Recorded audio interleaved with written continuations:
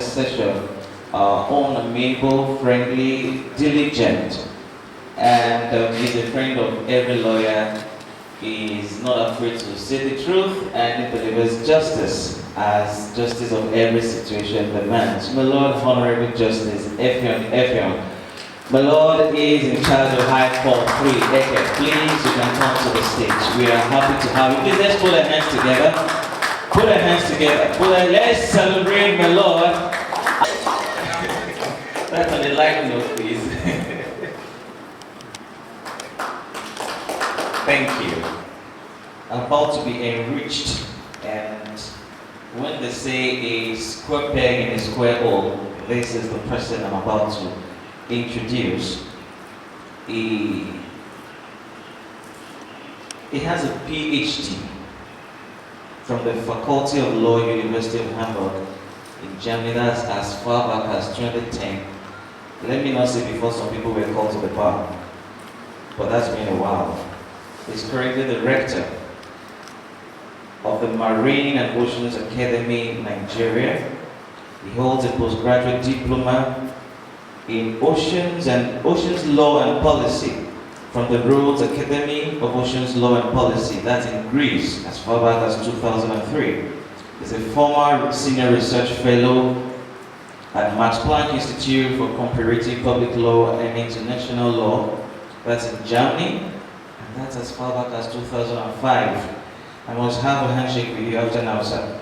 He's a former legal trainee, International Tribunal for the Law of the Sea in Hamburg, Germany, and is a former intern at the International Maritime Organization in London.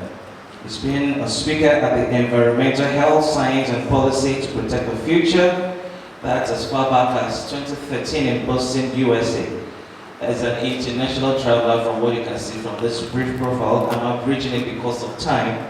And I can say, who are we that you have remembered us in Eket out of your international profile? Please add us to your CV. It will be a pleasure. Ladies and gentlemen, please make welcome Dr. Kingsley Okwere. Please put those hands together. Make it. That's it for his humility.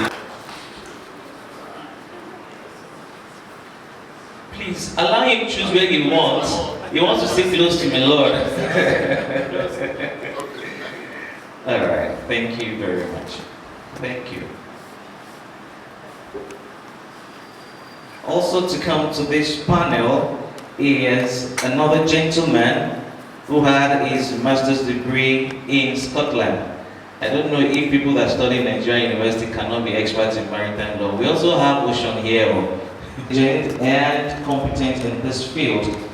He is Chief Sunday Afiko. Please let's put our hands together for him. Thank you very much. Thank you. Please let's keep clapping. Let's keep clapping.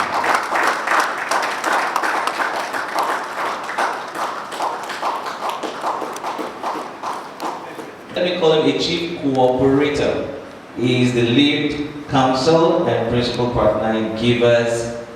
Should I say Givers and Savers? Givers and Receivers Law Firm. It is more than a law firm. It is an institution that seeks to empower people financially. Please let's put our hands together for our friend Basi Akwaitim Export. Please let's put our hands together. Holding brief for learning silk in our business. Have brief in your community, you'll be able to speak about maritime law. Recognize Chief Magistrate Martin's journey. He's just walking. Let's put our hands together for him. He's a friend of Eket, always available for us. We also recognize our friend all the way from Abuja. He's been with us since the first day and is still here with us. He's a candidate for the office of the General Secretary of NBA, former General Secretary of Abuja Bar. Chidi Ezenwa for we welcome you. Thank you for staying with us. Very distinguished guest lecturer and this speaker, the chairman, Nigerian Bar Association, Eket branch, respected discussants, ladies and gentlemen, you are welcome. I know you are a bit exhausted after having held sway since Monday or since Sunday. I watch you dancing to the glory of God in church on Sunday. and looking at the program of events, it has been one activity or the other, time and again, since that Sunday till now. But I know that with the lectures we are about to receive from one of the loudest, one of the most respected authorities on the law of the sea today, you will be refreshed. Of course, we are going to make it very snappy. The lead speaker will carry the day immediately after now, and we are not going to spend more than 1 hour here. But before then, let me read out a brief remark which I jotted down. I'm honored to be called upon by the Eket branch of the Nigerian Bar Association to chair this session of our 2026 Bar Week on the topic Unlocking Nigeria's Blue Economy, the strategic role of maritime law in national development and economic diversification. Nigeria's coastline stretches over 850 kilometers. I said over, I don't know what the lead speaker will say. He is the authority, with vast maritime resources that remain largely untapped. Yet, law is a bridge between this potential and prosperity, national development and economic diversification. Without clear, enforceable maritime law, our blue economy can only remain in the woods. Today, we examine the strategic role of maritime law in unlocking this sector. Maritime law regulates the use and conservation of marine resources to prevent depletion and conflict. It provides legal certainty for investors in shipping, fisheries, marine energy, and coastal infrastructure, and also strengthens enforcement and dispute resolution. The challenge before us is therefore clear. We must move from policies on paper to laws in action. We must address illegal fishing and pollution and close jurisdictional gaps. We have to discuss the way that a conducive legal environment may be created where both local fishermen and global investors operate with confidence. As lawyers, we are not only interpreters of laws, we are architects of legal framework that will determine whether Nigeria's blue economy is a driver of jobs, revenue, and national growth. In this connection, where is our maritime law broken? Where is the law silent or weak? Where should the law evolve? What should the lawyers, judges, legislators, and the executive do differently going forward, and drawing inspiration from the discussions the NBA Eket branch has convened today? Indeed, we are blessed with the choice of Dr. Kingsley Ekwere as our lead speaker on this subject today. A gentleman I have interacted with out of this place many years ago, up till now. I know what he carries and the impacts he will give to Eket by his audience today. With his wealth of erudition and practical experience in maritime law in Nigeria and beyond Nigeria, coupled with the pedigree of our discussants, I expected Inam Wilson, ASN, to be here any moment from now, and the expected participation of the distinguished audience. I am certain that the deliberation will be robust, insightful, and solutions-focused. At the end of the day, this bar week should be remembered as the moment the NBA Eket branch helped steer Nigeria's eyes towards the sea and its unending benefits for the development of the nation. I look forward to a practical engagement during the interactive session after the paper presentation by our lead speaker. Thank you. deserve the honor of inviting to take over proceedings from me and lead in the business of the day, Dr. Kingsley.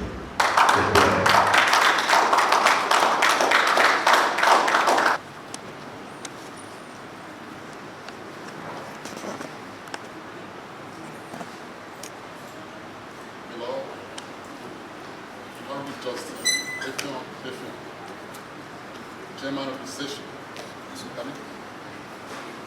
My Lord, Honorable Justice Eket, Chairman of Session,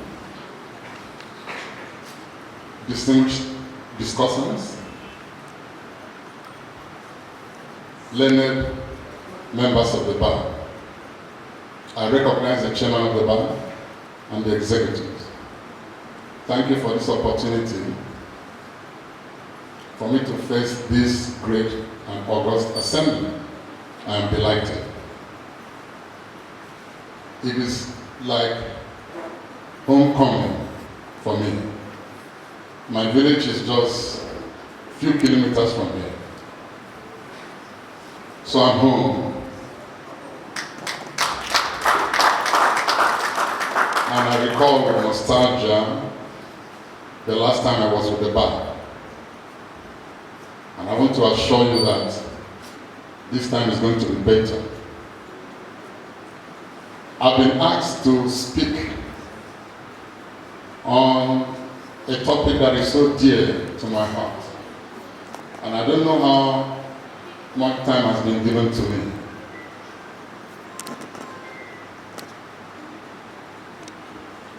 It gives me great pleasure to stand before this assembly of respected and distinguished lawyers of the NBA, the flagship branch, to present my paper. The organizers of this conference, I appreciate you for the thoughtfulness in selecting this fantastic topic and considering me worthy of this honor to address this outstanding assembly. I fully intend to utilize the opportunity to share my thoughts on several contemporary issues that I hope will stimulate further insightful discussions for an overall meaningful, positive impact on our socio-economic development, especially in view of the global shift towards the blue economy. The theme of this conference, Unlocking Nigeria's Blue Economy, the strategic role of maritime law in national development and economic diversification, is in sync with our national policy on marine and blue economy. The adoption of the renewed hope agenda of the federal government is central to Nigeria's strategy to develop its blue economy, and the creation of a dedicated Ministry of Blue and Marine Economy under this agenda signifies a deliberate effort to prioritize maritime sector as a key pillar for economic diversification. So, I am here to, and I want you to forgive me, sometimes I don't like standing in the podium. I will come down.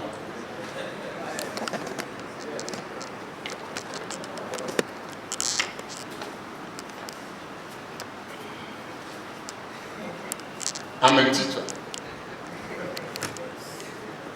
And I want you to forgive me, because I want us to interact. The topic is critical. How to unlock the blue.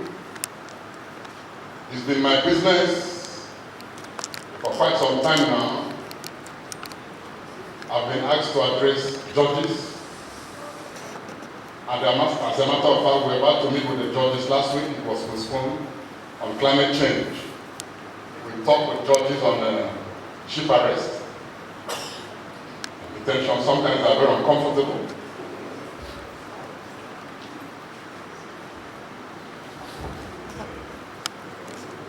This is just working. Let me carry on.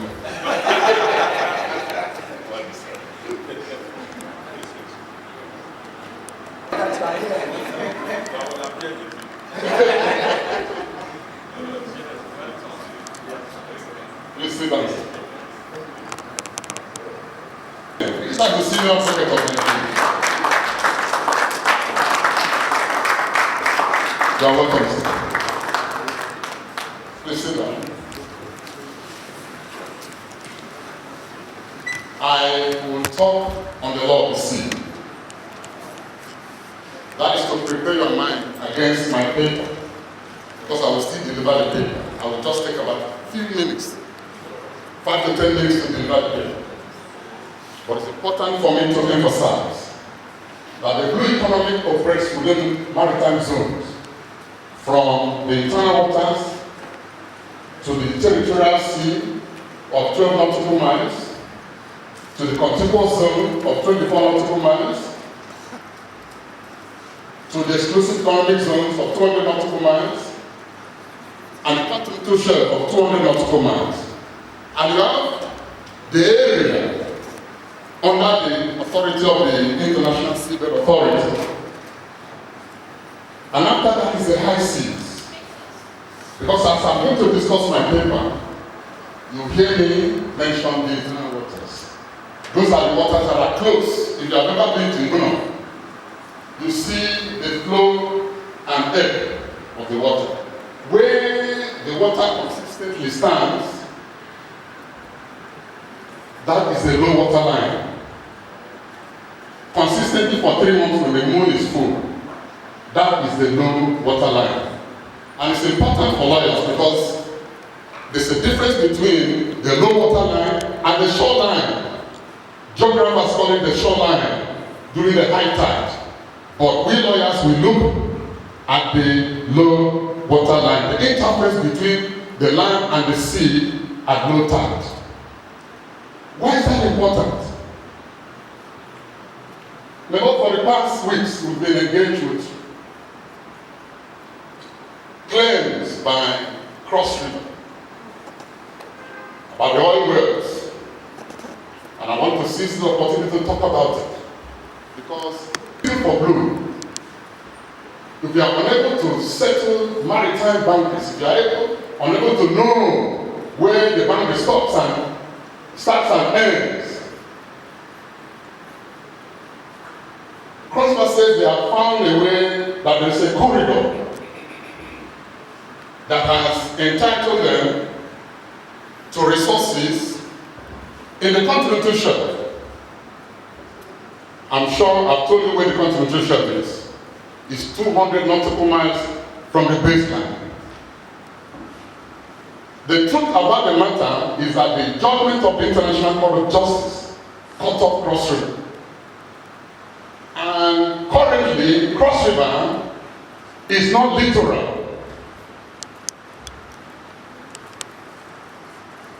When the ICJ fixed the perpendicular line on the Akwa River,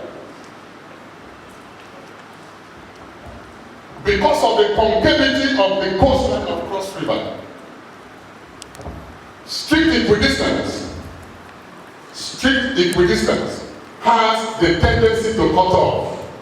Please, I want you to listen to me. The international boundary between Cameroon and Nigeria is in the Akwa River. The Talbi is a German language for the deepest point of navigable water. That is where the boundary is, and that is where Cross River stops because of the concavity of its coastline. The coastline of Cross River is concave, and any time strict equidistance is used on a concave coastline, there must be a cut-off. Cross River is cut off from Akwa River. From Akwa River, international law takes precedence. And that is where you have the international boundary between Cameroon and Akwa River, because Cross River has been cut off. This is not the only time that such a thing has happened.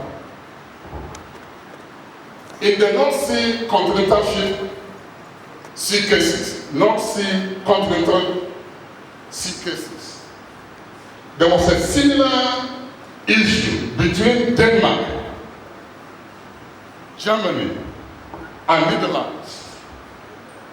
Denmark is convex, Germany is concave, Netherlands is convex. So Germany is in because of the concavity of its coastline. The parties agreed to use strict equidistance. And as they projected the seaward boundary to the North Sea, it became apparent that Germany would be cut off using strict equidistance. They had brilliant people on the team. Germany said, no, we can't use strict equidistance. They propounded what was called the proportionality. Proportionality simply means that you give me the ocean that is in my coastline, and I will take that ocean to the continental shelf. And I can tell you that because of proportionality, Germany was able to claim 11 islands. One of those islands is called Baltrum, and I lived in that island in the North Sea. Cross River has been cut off for two critical reasons. One, the ICJ used strict equidistance, and the coastline of Cross River is concave. It was cut off from the Akwa Ibom. So the corridor claimed by Cross River does not exist after being cut off. And also, the claim to have resources in the continental shelf does not exist because the offshore for Cross River does not exist. This is particularly important because for blue to succeed, there is need to be settled our maritime boundaries. And the International Court of Justice put everything clear, so there are no issues. What they heard a few weeks ago was because they have not read the judgment of the International Court of Justice. If they did, they wouldn't have said that, what they said. And during the case, don't worry about my lecture, I'm going there now. During the case, Cameroon raised the issue of strict equidistance and said, look, strict equidistance is going to cut off Cameroon. The court still went ahead and used strict equidistance. Cameroon was not cut off, but Nigeria was cut off in Cross River. Hello? I just thought I should mention that to you. Then, before I deliver my lecture, which I told is going to be just 5 minutes, the issue of climate change has altered the burden of proof. 4 top courts have given their opinion on climate change. ICJ, International Tribunal for Law of the Sea, Inter-American Court of Human Rights, and Inter-American European Court of Human Rights. Today, climate right is human right. This is important because judges and lawyers need to know that climate justice has been elevated to the pedestal of human rights, fundamental human rights. And states have international responsibilities when climate is damaged to pay reparations. Corporations working within the states also have responsibilities to pay reparations. Therefore, I urge upon lawyers, go and look at the opinion, the advisory opinion of the ICJ. There is rich jurisprudence which you are going to use. Much as you are going to talk to the judges, you are also, I'm using this opportunity to talk to lawyers. There's a way to reframe issues of environmental justice. And you will have assistance if you read the opinion of the International Court of Justice, International Tribunal for Law of the Sea, Inter-American Court of Human Rights, and European Court of Human Rights.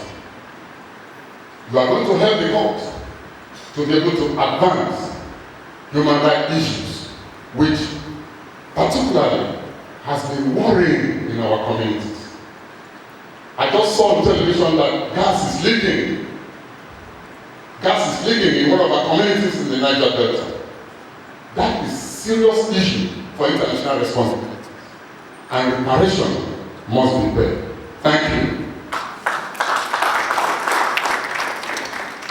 Chapter 9 of the National Policy on Marine and the Blue Economy is dedicated to capacity building.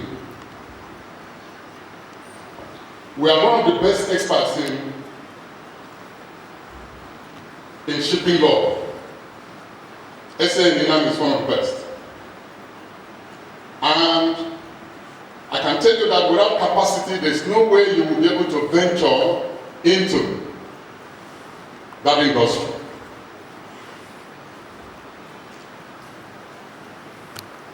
A lot of ships are going to be coming into operation as soon as the deep support is completed. I was former director of the deep support, and I can confirm that there is impetus in this government. This government has the drive to build a port, and that port is going to be functional any moment from now. But what capacity do you have to work in the port? Let's take the issue of arrest, which is competent, one of the best. I went to the Federal High Court and the registrar told me, look, caveats, a lot of caveats have been filed. What is a caveat? How do you effect arrest?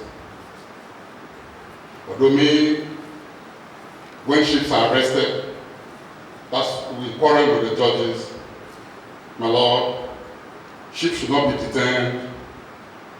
And they say we detain ships for exhibits. The number one clause says that you have the right, the state has the right, but that the ship must be promptly released after bond has not paid. Yes. They say, do you know that ships have been detained for 1 year? Ships have been detained for 2 years. MT Idum came to Nigeria. It's a ship. Came to take oil. And the Nigerian officials, they went to the ship and said, look, what are you here for? No, they said I shouldn't talk to you, Nigerian official. That all of you are corrupt. It's okay, go to Port Harcourt. Let's find out what. As the ship was moving towards Port Harcourt, the ship went straight to Sao Tome.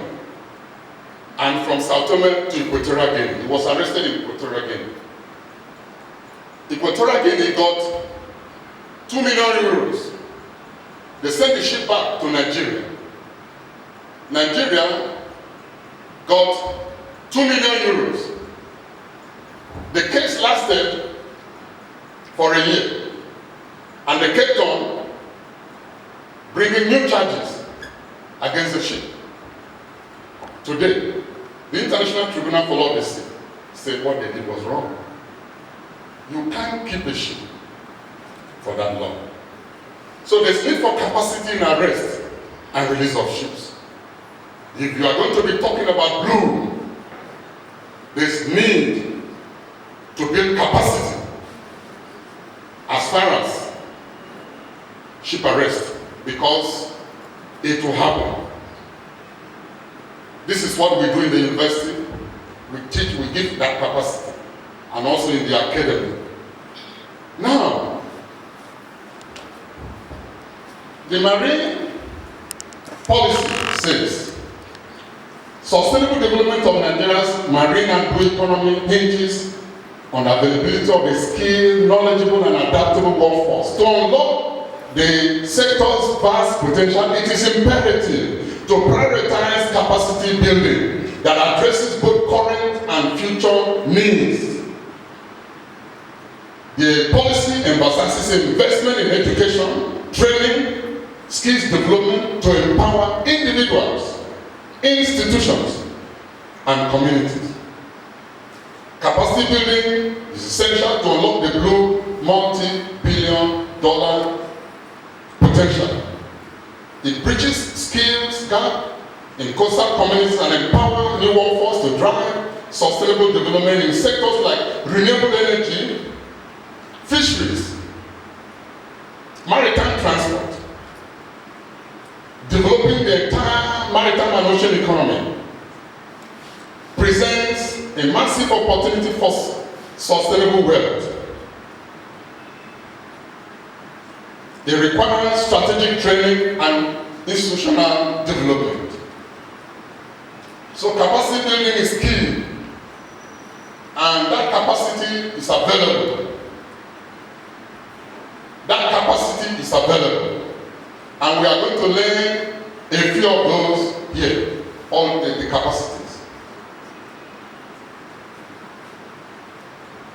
Key pillars of capacity building skill in blue economy. Equipping the youth and local communities with specialized modern skills is crucial. This helps transition regions from traditional practices to sustainable aquaculture, marine, biotechnology, and ecosystem. Recently, if you notice, what they call sargassum washed off onto the coast. And we had a guest lecturer last week in the University of New York. I said, that can be transformed into pharmaceutical.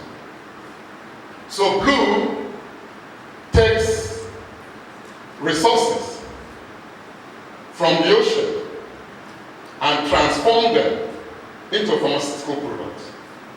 And the seafloor currently has rare earth metals, nickel, manganese, and they are telling us that these rare metals could be transformed into batteries, could be transformed into panels, solar panels, that will shift the fossil fuel economy that we have today into blue.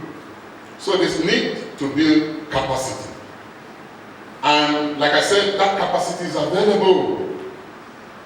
You can have the programs like we are doing, workshop programs in the academy, or you can just organize experts. We need capacity. Then,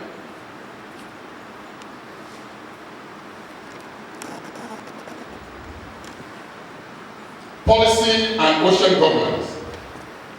Training governments and institutions to develop robust legal framework, marine special training, monitoring systems to ensure that we utilize the knowledge that we have. Innovation and investment, educating stakeholders on green technologies, such as decommissioning ships and managing coastal resilience. That is where climate change comes in. There needs to be adaptation and resilience in our communities. Now, let me look at other areas that is critical to build capacity.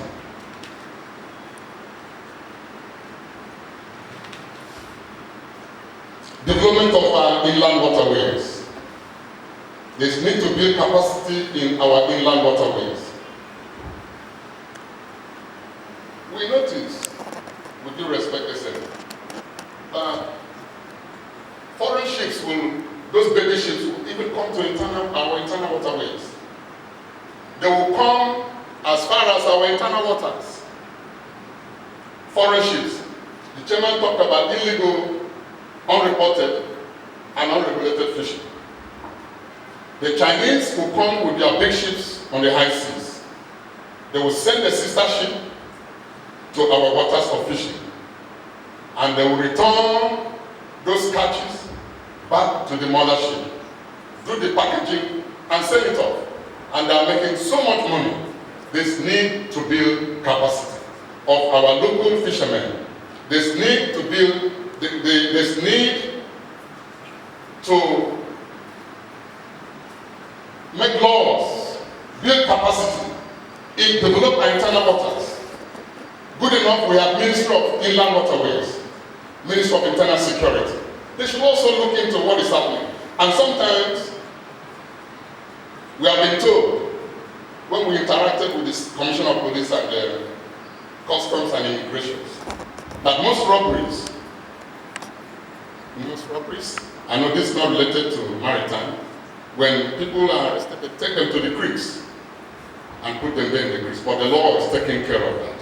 So this need to take charge of our inland waterways, because that is the closest to us as far as blue economy is concerned.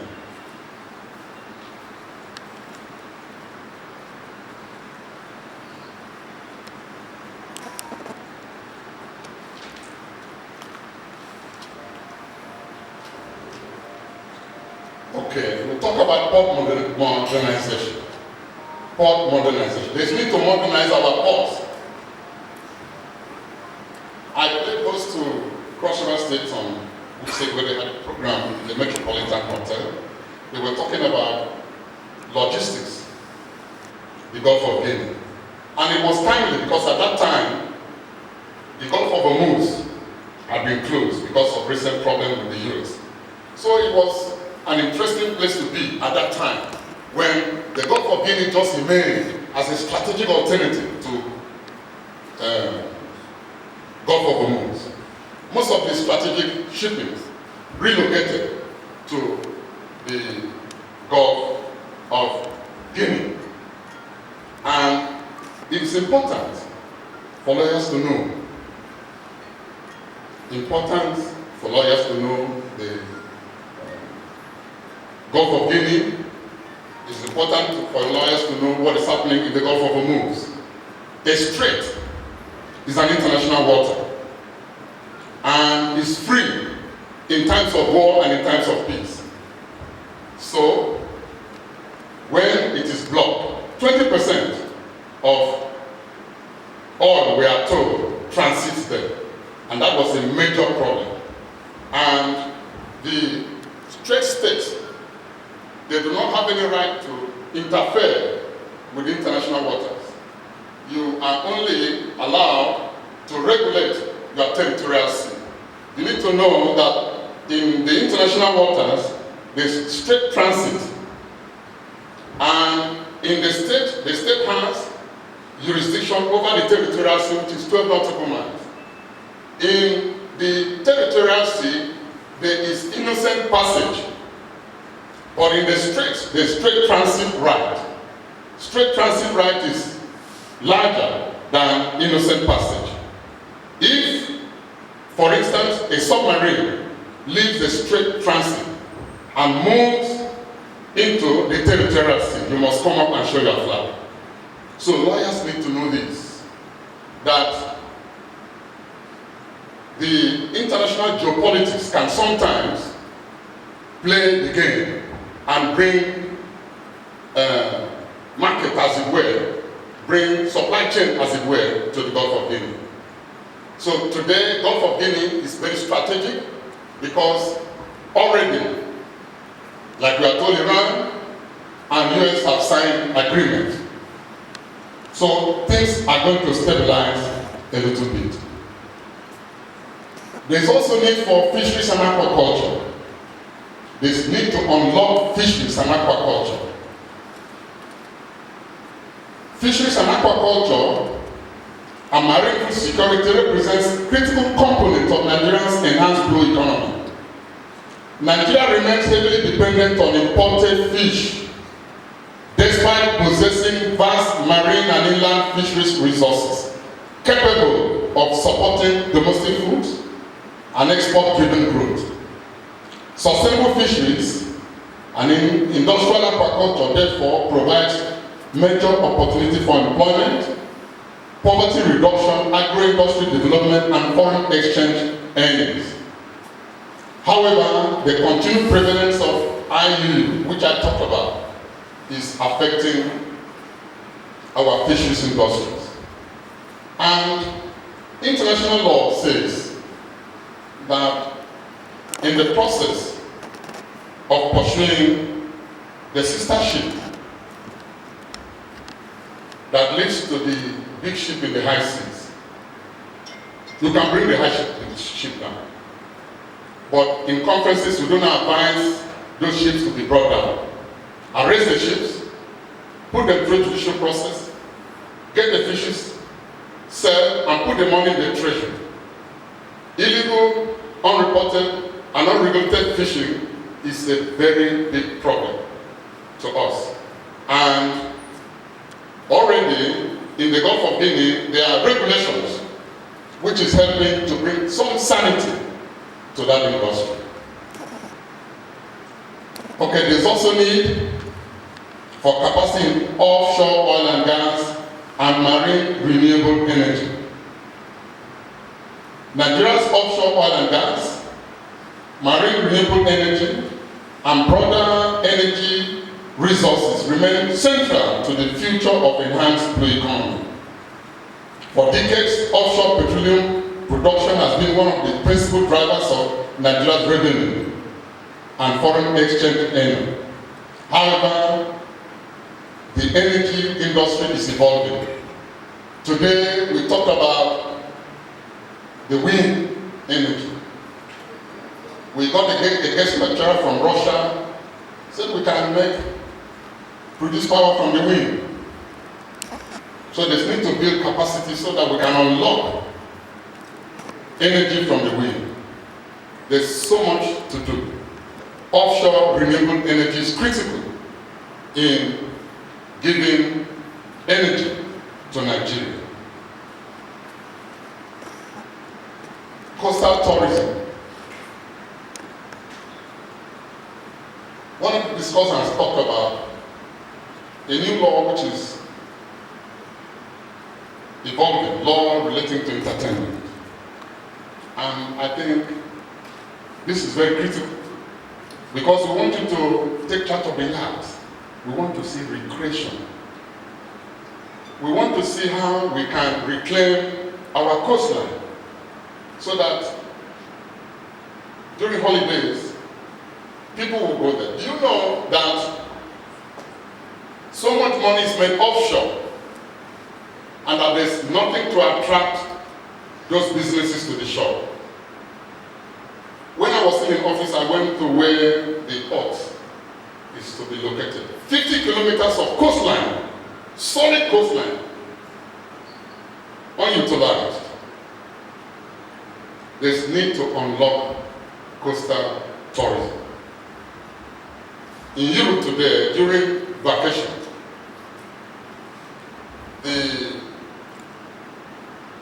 soon is going to be summer, and Spain is saying, look, with the challenges in the Middle East, they are going to welcome a lot of guests to Spain.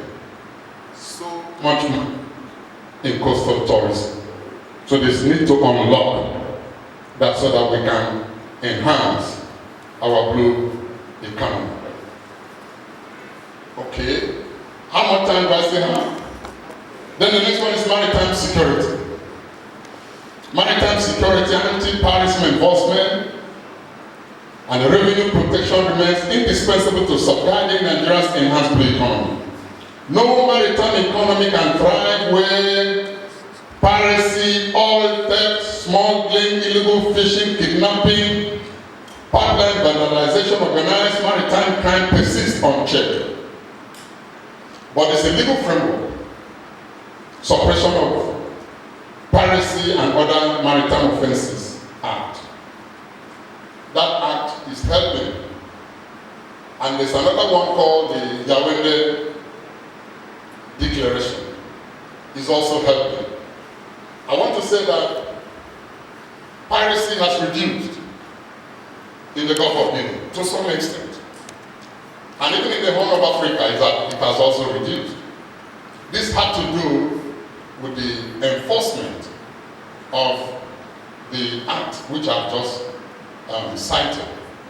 And we hope that it will continue so that our shipping industry and the maritime and the blue industry will continue to thrive.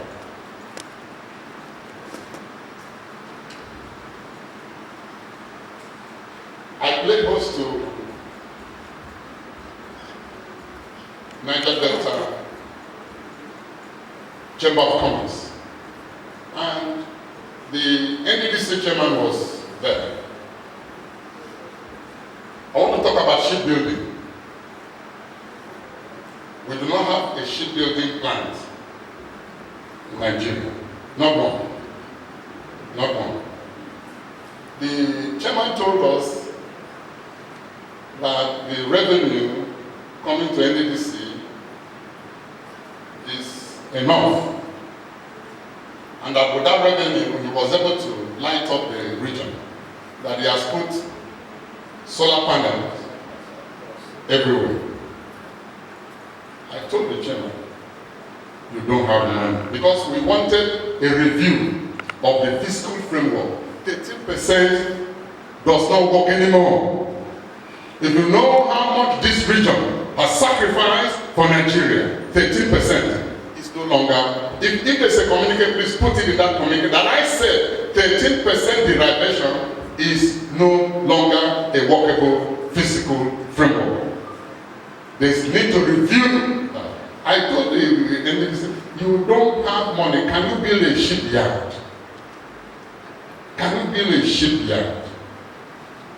When there was oil spill in the Deepwater Horizon in Mexico, BP paid Obama cash, 20 billion pounds, 20 billion pounds, and that had nothing to do with the remediation. They wanted to clean up the environment, clean up everywhere, in addition to 20 billion pounds.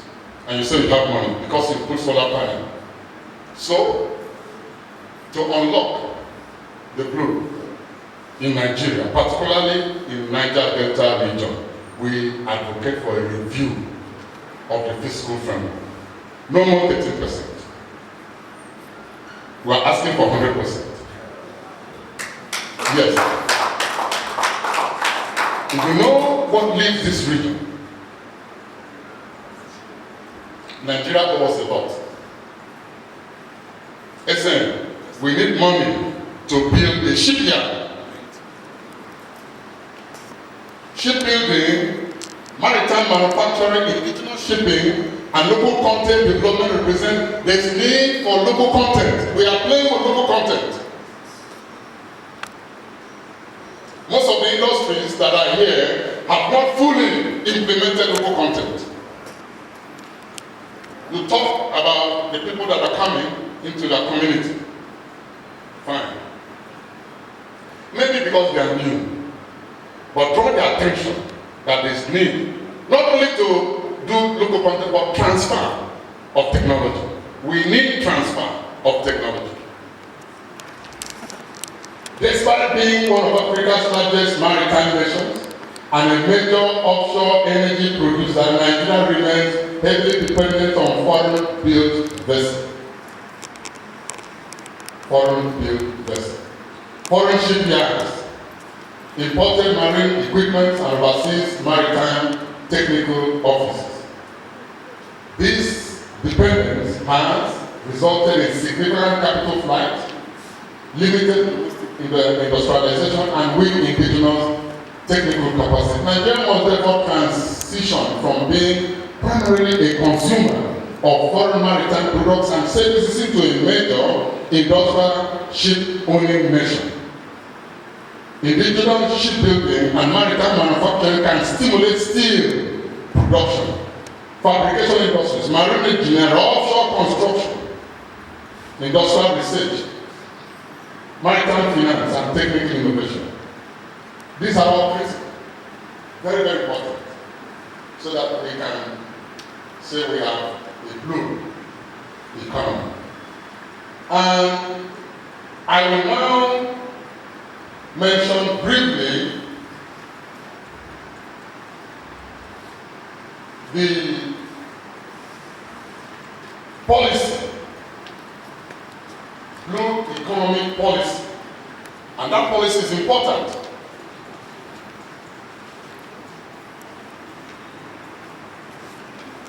That policy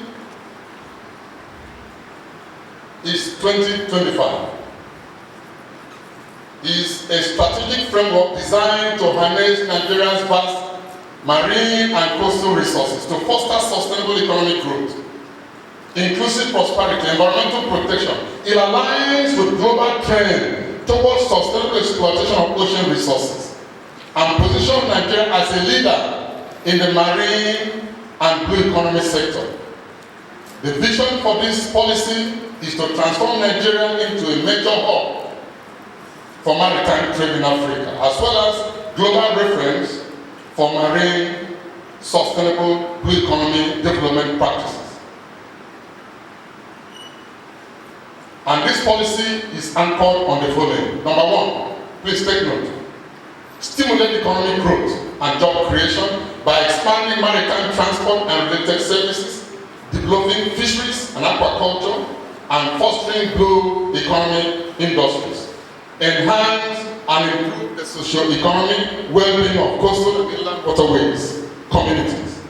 Enhance resilience to climate change impact through adaptation strategies contributing to overall sustainability and ecological integrity of maritime ecosystems.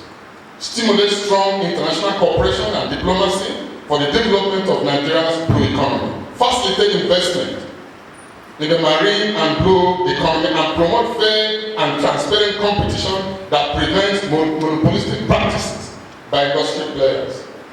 Facilitate collaboration with relevant industries. Support all sectors and most importantly, support the implementation of sustainable development goals. These are the focal points. And there's a roadmap. This roadmap is 10 years.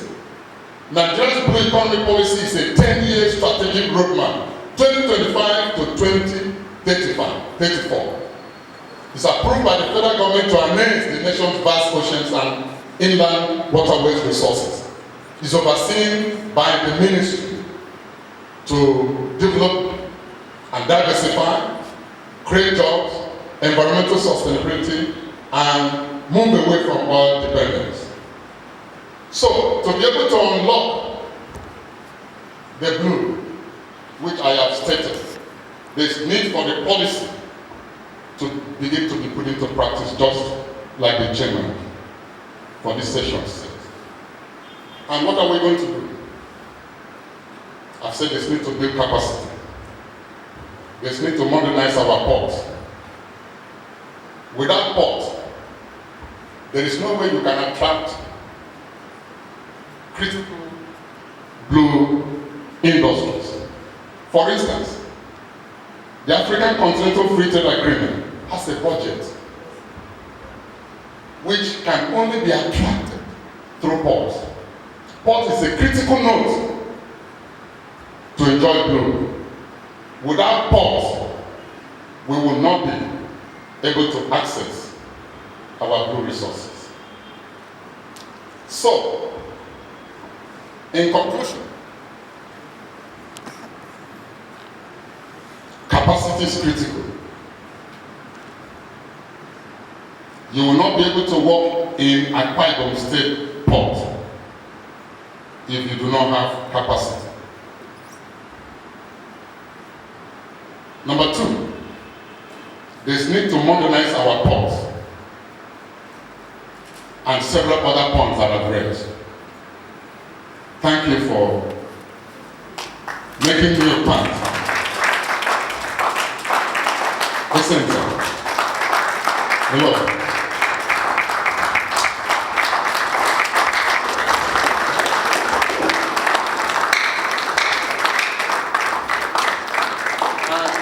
I deliberately, because somebody told me, why didn't you go back to Hamburg? Why didn't you? I said, no. In Metropolitan, they read a very long business. I told them I'm a mother by it. Great and period student, they say great. We are deliberately building capacity. I informed His Excellency some weeks ago that when we had to talk about the oil, but if we do not build capacity now, when the International Court of Justice gave judgment and the littoral states lost revenue because Court also gave its judgment that the seaward boundary between the federal and the literal state is the low water line. Apart from state lost its revenue and several others, until the political arrangement was reached. So, there's need to build capacity. And the Marine and Oceans Academy, this is what we do. This is what we do. Most of the programs we do in the Marine is not taught in the university. What I've just talked about is not in the university curriculum. In fact, in the university that I teach, I had to bring a lot of things into the curriculum. You know, I had to bring because of the experiences in conferences. For instance, like I'm sorry if I'm taking your time. When I asked the Lord, please don't detain ships. I knew where they were coming from. It's a lien. There's a maritime claim. So we must keep the ship until these processes are concluded. But I said, the Lord, if one ship, please listen, has a maritime lien, a claim, and that ship is leaking oil, that ship is leaking oil. The law, international law says that an unseaworthy ship, one order, the only order, you don't even require a bond. You don't go into the issue of bond. Release the ship to the ship repair yard. It was a big problem. There's need to continue to interact and build capacity. That's what we do in the Marine and Oceans Academy. We build capacity. We give you skills that are not in the ordinary conventional universities. I delivered a lecture in Durham, University of Durham, on the need for a joint development zone between Nigeria and Cameroon, Nigeria and Ghana. Nigeria has been extended with 20 nautical miles, and we now have 220 nautical miles extended continental shelf. Ghana also has a prospect to claim an extended continental shelf. What happens if there's an overlap when Ghana is extended?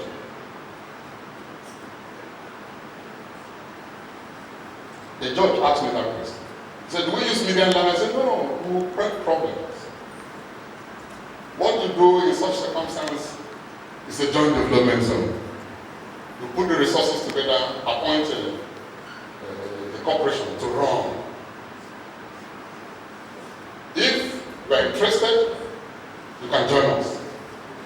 We build capacity, and we are unapologetic. We do it the best. 158 Iba Road, or you can come to the Ministry of Science and Technology. That is where I just needed to give that information. That capacity is right here. Thank you. Thank you. Agree with me that yes, please. That Dr. Kingsley Ekwere has discharged himself creditably. This is the kind of lectures that are paid for in dollars. Yes, sir. Paid for in dollars. In fact, we may not really appreciate what we have just heard, perhaps because it doesn't relate to bail of someone at Eket prisons here. It doesn't relate to the land disputes. It doesn't relate to the addresses you are preparing to file on Monday in relation to the judgments you want me to give in favor of your client. Both of you want me to give in favor of your two clients, opposing clients at the same time. Because of this, we really do not appreciate what we have just heard. But I can tell you for free that this is an international standard lecture. Let's give him another round of applause. Very much. The MC, maybe before you do further recognitions of those who just walked in, I want to ask the discussants to make few remarks by way of contributions, comments in relation to the topic And I'm going to start with the Senior Advocate of Nigeria in our midst, an authority in the field too, in Wilson, SAN, please. Good morning or good afternoon, everyone, and thank you for the privilege to add my voice to this very, very important topic. And I'd like to thank my brother, Dr. Eket, for a wonderful job. It's always brilliant when I sit and listen to him and when I read his treatise. He's a very deep thinker and very forward-looking and very exposed. And like my Lord said, what you got here for free or almost free is what people travel to Hamburg, London to pay hard currency to listen to. So you're privileged. And by the time you get the materials, I'm sure that you will be richly, you will have resources. Now, I am a very pragmatic and practical person.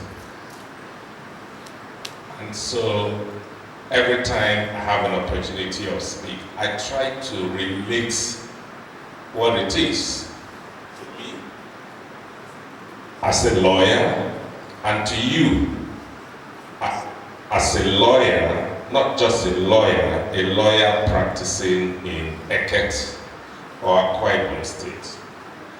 Because that is the only way it is not just going to be an academic exercise. As my Lord knows, and you all know, the court does not engage itself with academic issues. Once an issue is academic, the court has no time. The court is busy with other more life issues. So I would like to highlight a few things that will bring this further home so that we can see the opportunities, both as businesses and also opportunities for us as lawyers. I have been in maritime for a long time, and I've seen maritime evolve over the years. And I'd like us to take our mind back to the 1950s. Okay, you were not there, so so there's nothing to reflect. But if you read the story, when oil was discovered in Oloibiri in 1958,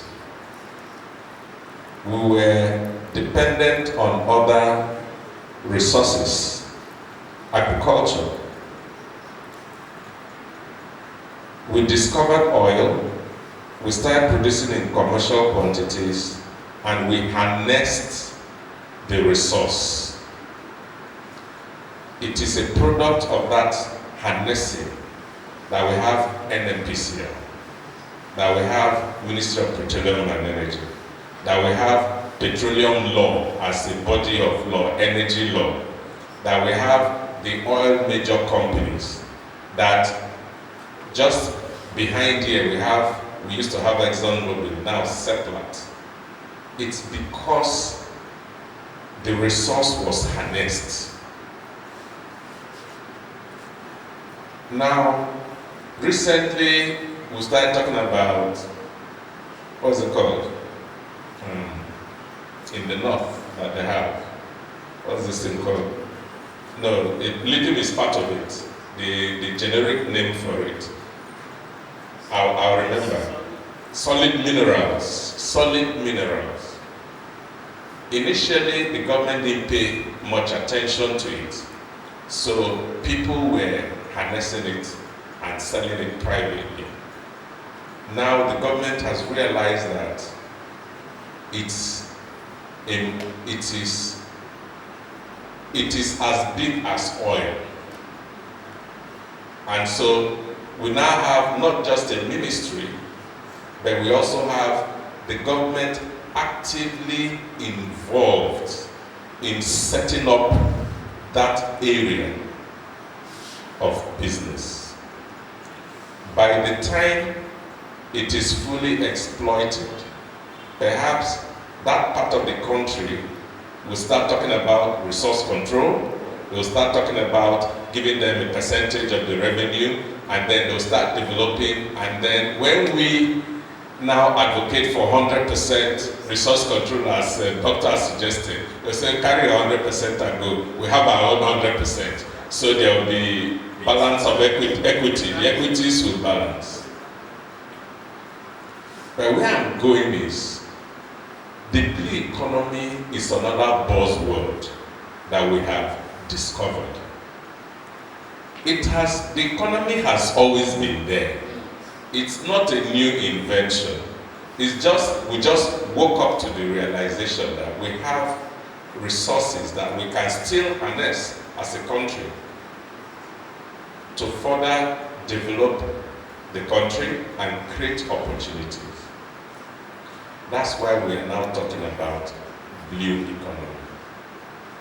And like the oil and gas, it can be developed to that level.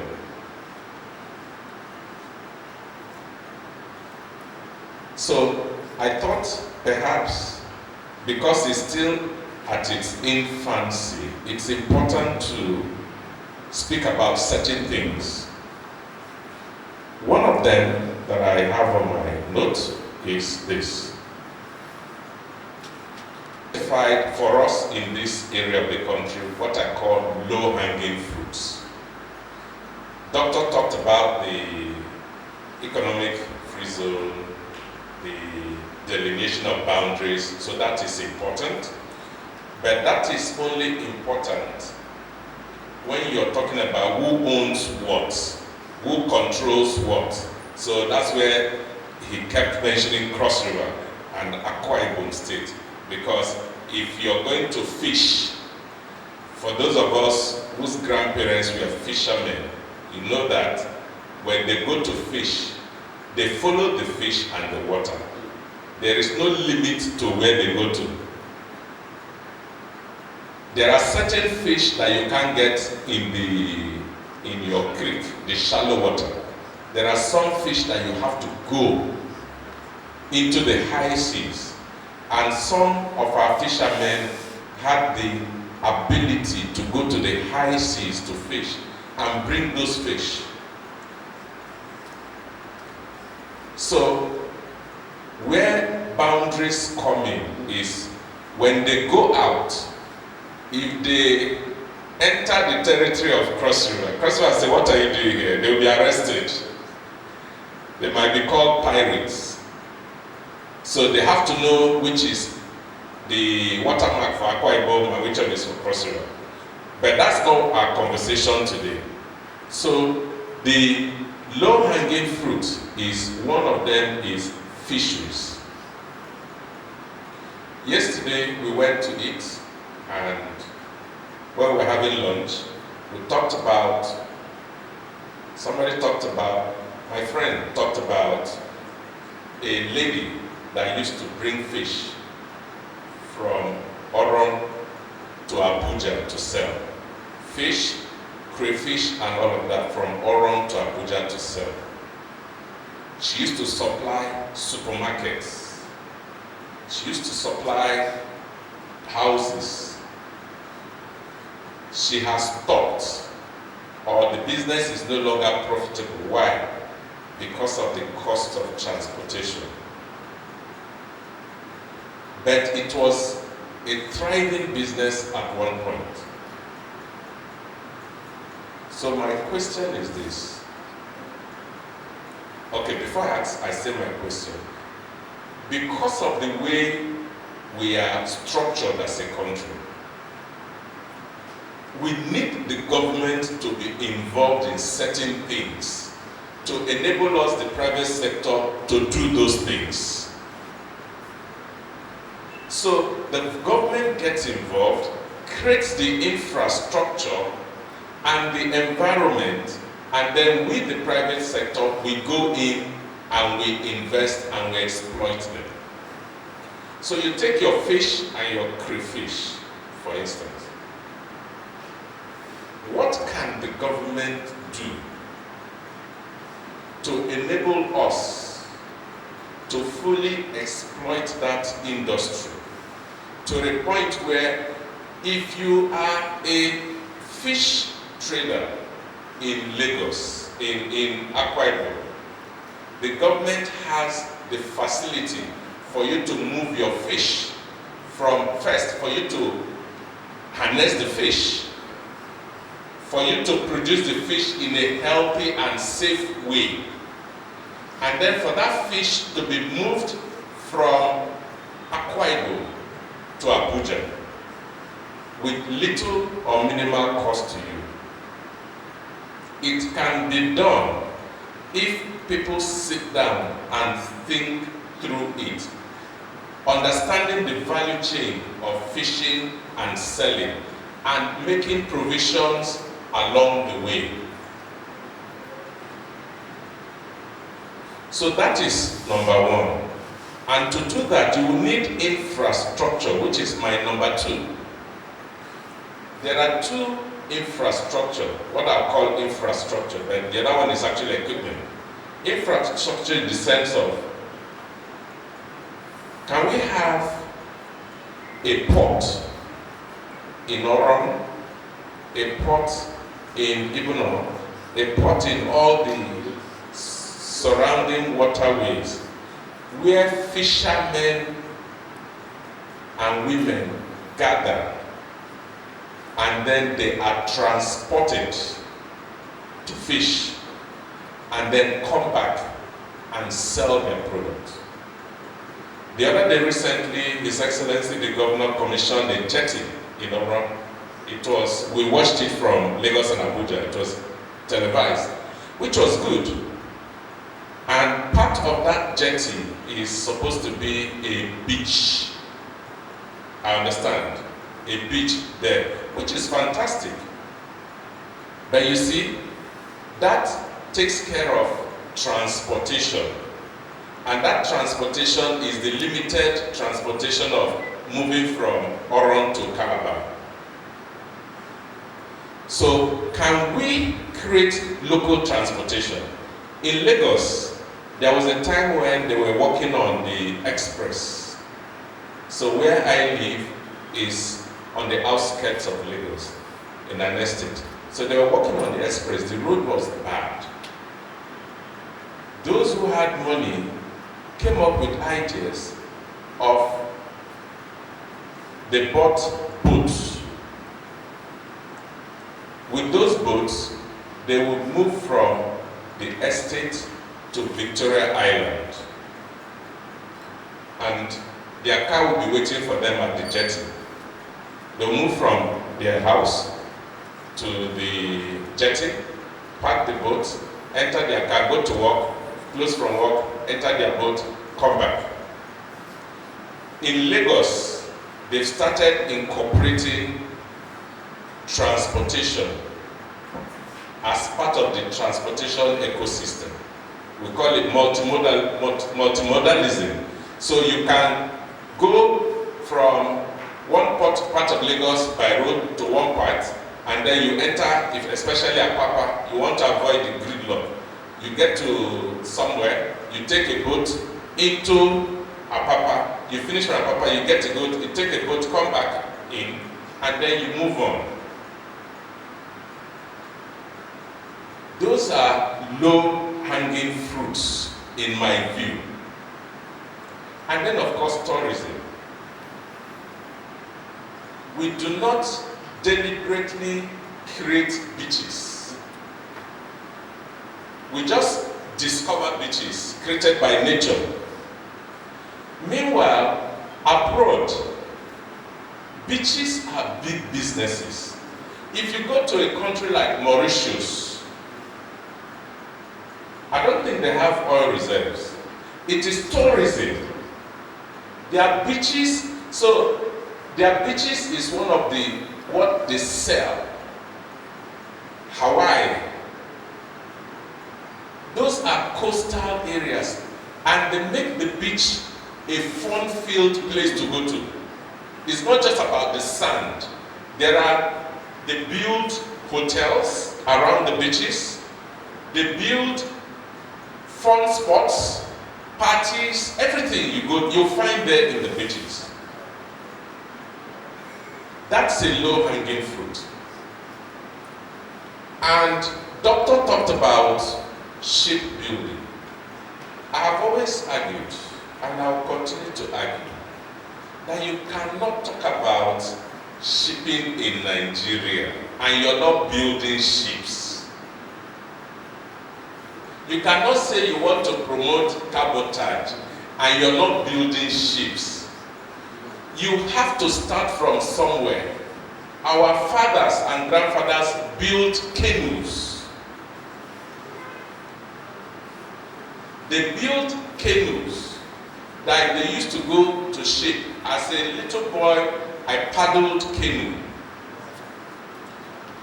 The difference between a canoe and your flying boat is the engine. Perhaps we do not have the capacity to build the engine, but at least let's build the body. A client was looking for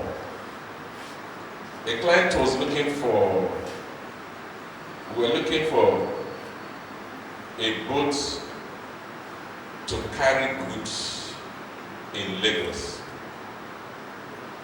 And we were told we could find them in Warri. And we went to Warri. And we were shocked to find that somewhere in Warri, people are building boats, ferries, tugboats. They are building them, but they are not doing it officially. So you go there, you see the boat, everything is not registered. You say, why are you not registered? Sir, we don't get government problem. If we want to register it, now government will come and say, you need to do this, you need to do that, you need to do that, you need to register this, you need to pay this. They don't have that. If you want to buy this, we can give you guarantee that this boat will serve you. So there is already capacity. All it requires is for that capacity to be harnessed. And I've identified some things that we need to do to unlock those potential. One of those things that we need to do, and the government needs to hear this because they are the ones that will do it. We have to link blue economy to cabotage. For now, they are not linked. Cabotage simply means that we should reserve the business that is described as cabotage, which is the movement of goods and services within Nigerian waters, to Nigerians and Nigerian companies. The intention was to build capacity, which you keep talking about. Dr. kept on talking about, to build capacity so that we will have Nigerian ship owners. Now, cabotage has been on since 2003. This is 23 years. How many do we have? You can't count them. And what we find is that we Nigerians, we are complicit. We go and get a foreign vessel, register it as a bareboat vessel. So during that period, it's flying Nigerian flag, so we call it Nigerian ship. And then after that, after 5 years or 10 years, we return the vessel, we keep the money. We become rich, the country doesn't become rich. But my point is, we need to link blue economy with cabotage. In other words, there has to be a local content element to blue economy. And there has to be specific regulatory framework that will say, if you want to get involved in the Nigerian economy, you need to use Nigerian vessel, Nigerian personnel, Nigerian this and Nigerian that. Otherwise you get waiver, assuming that they don't circumvent it. Again, this issue of our structure as a federation, it is not working for us.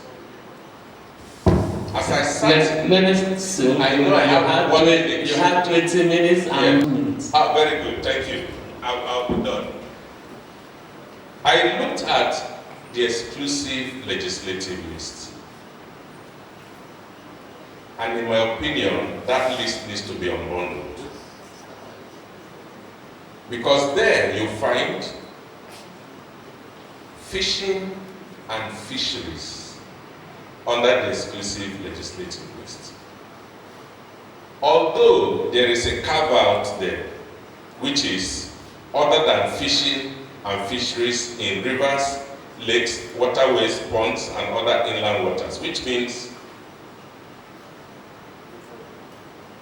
if you want to fish in the exclusive economic zone, it's federal government. But if you want to fish in your inland water as a state, you can do that. But for me, the thing about Lagos State that I admire so much is they scrub the constitution and look for loopholes where they can exploit to harness and do business and improve the state. And in areas where the provision is gray, they go to court and challenge it. That is why the current president, when he was governor, and his successors have succeeded to make Lagos the center of excellence. When we started practice, Lagos was a federal capital territory. It was the capital of Nigeria. It was both the political capital and the economic capital.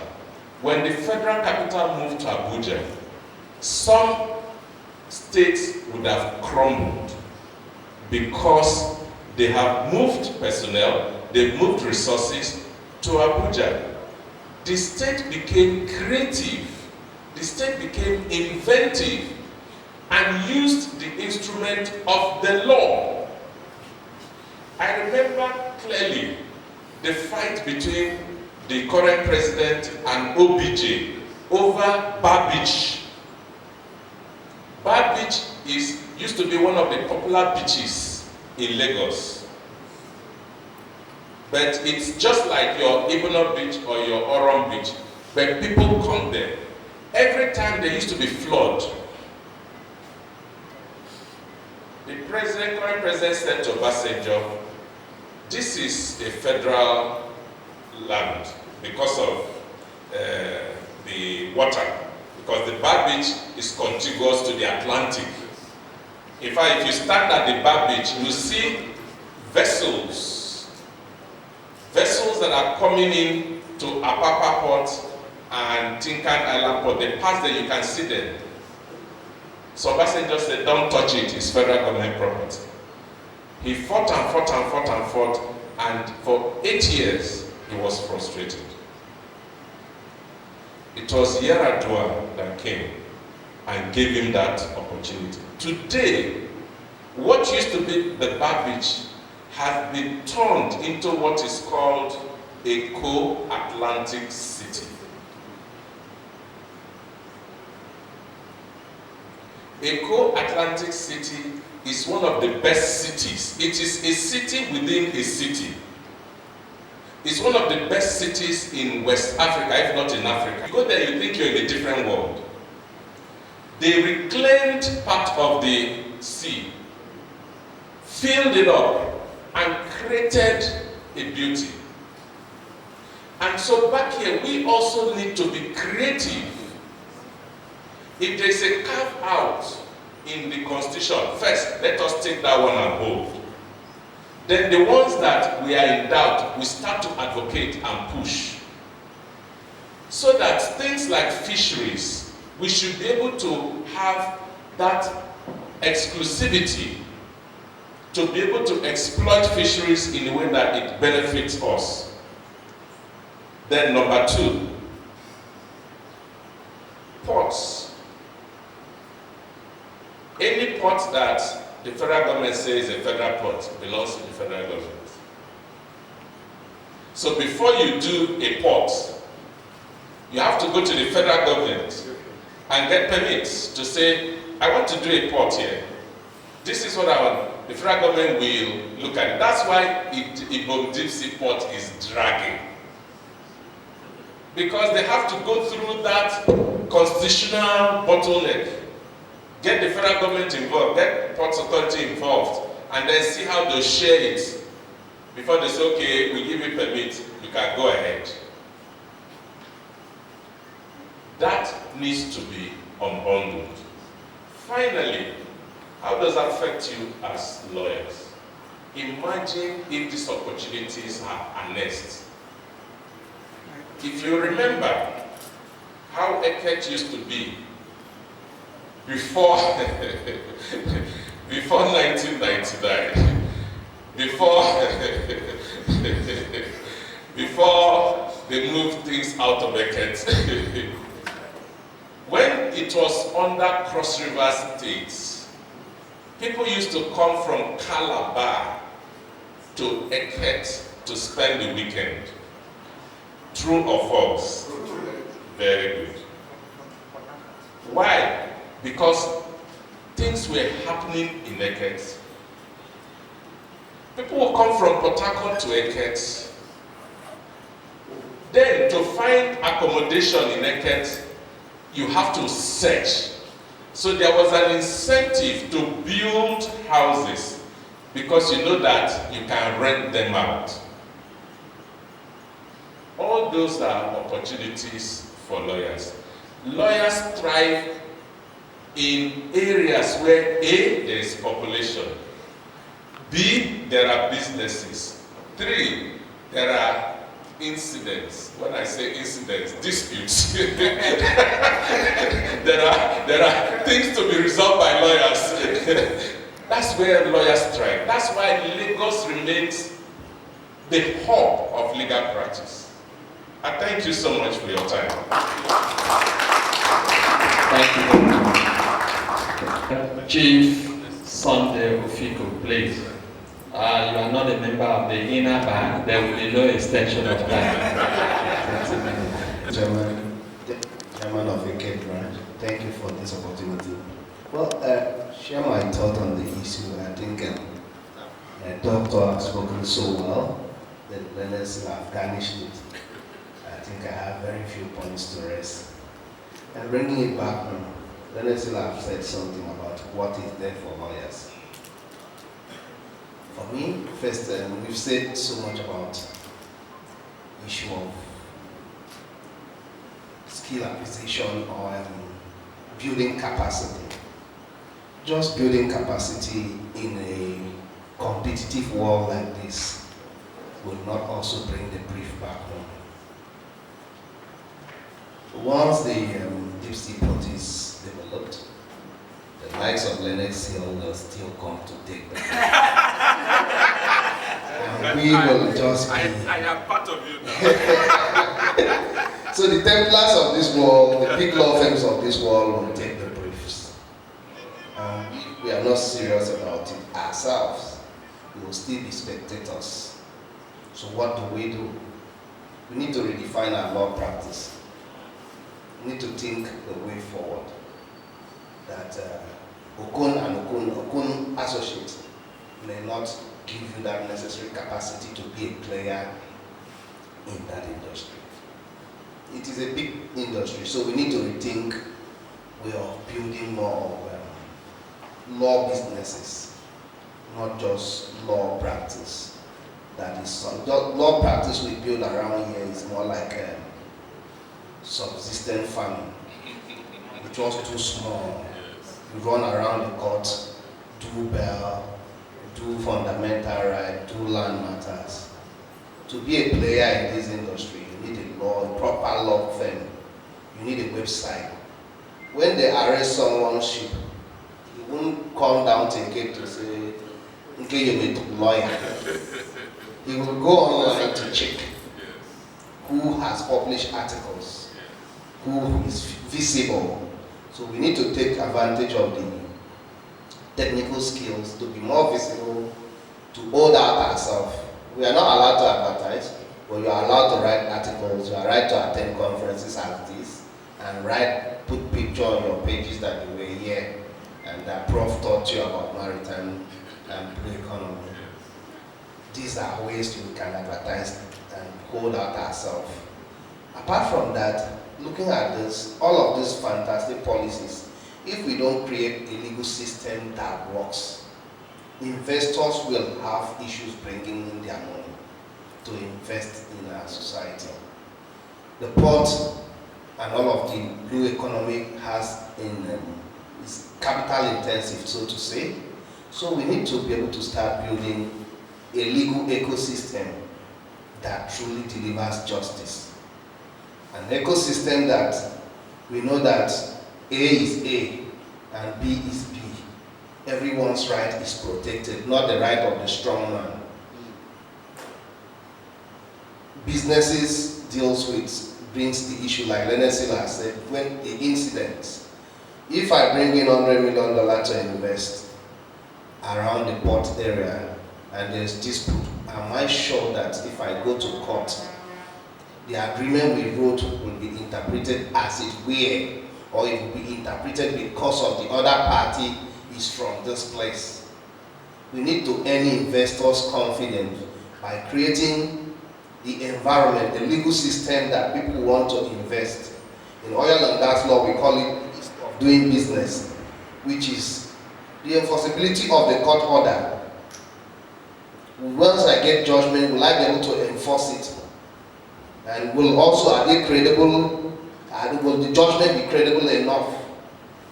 So these are part of the things I think beyond all of this, we develop the capacity, we create the economy. We also need to think of and allow the rule of law to play, so that once all of this thing comes in, investors will have the confidence to put in their money in our system. And we lawyers, how much do you protect your client's interest without being biased as to where is the client from? I was in court one day and the lawyer was doing a case for an Igbo man, and the lawyer was an Ibibio man. The plaintiff was an Ibibio, and the way the lawyer was conducting the case, he now said, I told him to go and pay. I said, Ross, you took this man's brief. You shouldn't be, the way you are handling this case as if you are doing him a favor. You should do this case dispassionately. Follow the principles of law, apply it. You shouldn't be tribalistic or nepotic about your defense of a client, because when this matters, when all of this opportunity comes in, we will have foreign clients. We have persons who we don't know where they're from, and the person at the other end will likely be our brothers. So we should be able to learn to be dispassionate about the other party and do the case because of the case as it were. I started practice in Sokoto, where I only know about the fowls. I didn't know who was Sanusi. And we will do the matter, we'll argue our case within the best of our knowledge.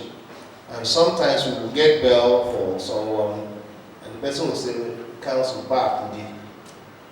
He doesn't even have transport to go back home. And you're like, you didn't, first, you're not talking about your payment. Since I was with legal aid, at least we believe that God will take care of us. We did cases for persons whose offense was that they slept with a cow and goats. Or you go and argue those cases with so much passion. And I think that was one of the takeaway from my practice in Sokoto, that you represent the client. Whether you believe in his opinion or not, just argue the law and let the court decide.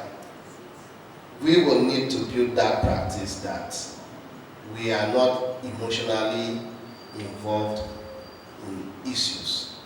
This will also help us build that relationship when we have these foreign clients.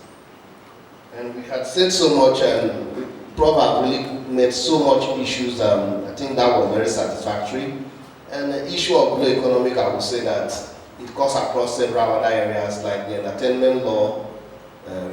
Prof made reference to, because once we have very fine beaches around town, we have artists come to record.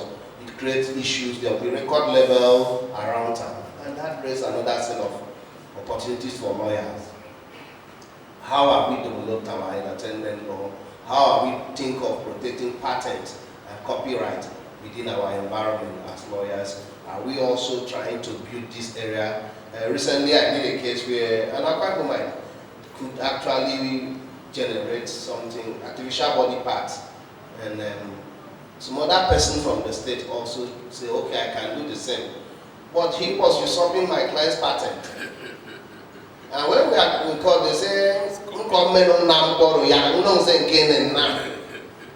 no, that you can do something, that you can copy what I do, does not give you right once I've gotten my patent. So we need to learn to respect the law, intellectual property. And putting all of this together, I believe that if we take time to begin to build more thriving law firm, we reduce the percentage interest of having 100% of small something and think of only 10%, 20% of something bigger, which is what Leonard Seal has done. He is a good example of this. He should be saying, telling us, giving us this expo. And that's why he has made so much money, and most of us are still doing small practice. That if we do all of this, we will be big players in this. And let me inform you that ships have already started coming into our Bible state. There's already seaport in Eastern Obodo, although it's not very big as the deep seaport we are expecting. And that company is here in Eket, Sterling. Their offices are here in Eket. So I expect that most lawyers from here already should start cashing out all of these things we are talking about and praying that, thinking that it's in the future. It's already here with us. So it's better for all them. The earlier we start putting up our house together, thinking of how we can move our friendship beyond beer parlors to becoming business partners and creating a law business, that will help us so much. Thank you. Well, Mr. MC, please let's know if we have some people who came in when the lectures were going on before we give the audience opportunity to interact with us. Magistrate Helen Umana, she came in while the session was going on. Please let's put our hands together. Thank you so much. We recognize you. Thank you. Thank you. We appreciate you. So now that's all about it. Thank you. Please, we will listen to the audience. You make your comments or questions, and you direct your questions to whoever you wish. You can send your question to the lead speaker, or to the SN, or to Chief Afiko. And if you have questions for me, come to my chair. Chairman, thank you. Please permit me to stand up. What I want to point out is the issue of the blue economy in Nigeria. I think one of the areas is that we have to also look at the constitution, because issues bordering on blue economy, issues of maritime, are issues that are within the exclusive list. And I think that is one of the things that is holding us down in Nigeria, and we don't want to do away with it. Because in Nigeria, like we know, shipping and issues of marine and maritime is purely has become purely a Lagos affair. So 90% of the ships that come to Nigeria comes through Lagos.